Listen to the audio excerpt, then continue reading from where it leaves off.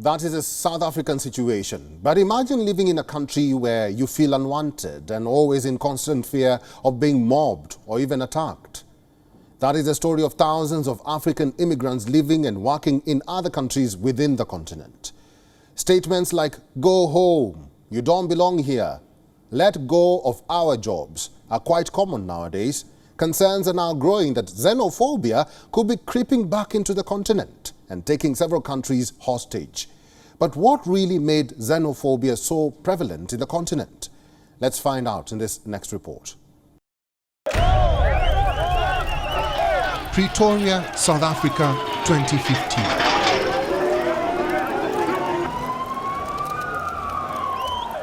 There was a rumor going round that foreigners were taking over jobs in the country.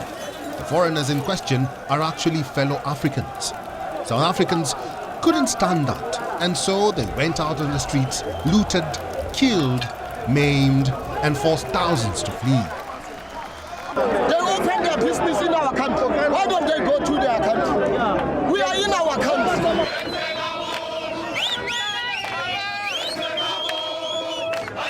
The violence and animosity received widespread condemnation, including from the then President Jacob Zuma. No amount of frustration or anger can ever justify the attacks on foreign nationals and the looting of their shops. We condemn the violence in the strongest possible terms. The act of treating other Africans in that horrible way can never be condoned by anyone. The attacks were so rampant and cruel that it forced other native Africans to run for their lives. But that only worsened the situation as the affected countries revolted. Over time, the vice settled down.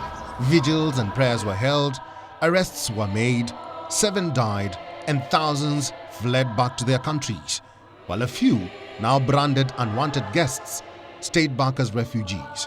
Comrades, we are clear on our message that this operation is penetrating our community. In the years to follow, angered by the spate of bad publicity South Africa was facing,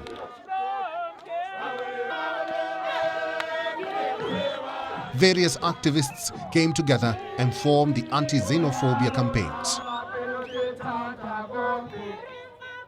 There are people in our country who are trying to take advantage of the anger that people feel about poverty, about unemployment, about hunger, and they're trying to turn that anger onto foreigners, mainly foreigners from other African countries. They're trying to create a fire, a xenophobic fire. The campaigns were to counter this man, popularly known as Lux. He became the face of Operation Dudula, a controversial anti-migrant movement which is gaining momentum in South Africa. Operation Dudula started and gained serious traction on the ground because it was addressing what no one was addressing. Problems that people are scared of talking about.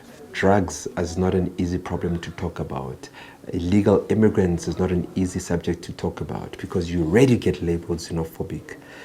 The people hide behind the word xenophobia and hide their nonsense and illegal activities behind that word. From the south, the vice seems to be moving farther north and made a stopover in East Africa, taking advantage of the recent brawl between Democratic Republic of Congo and Rwanda. The conflict is causing an exodus of Rwandese from Congo.